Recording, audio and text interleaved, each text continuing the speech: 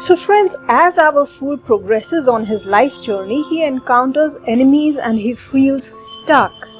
So he meets this charioteer, and this charioteer tells him to focus on victory completely and run down the enemies. The Chariot card, friends, is about war, struggle, and eventual hard-won victory over enemies. It is about obstacle, it is about nature, and it is about conquering your inner demons. It is about exerting will, asserting oneself, achieving hard control. The keyword of Chariot is effort, and the keyword of the sevens in the minor arcana is also effort.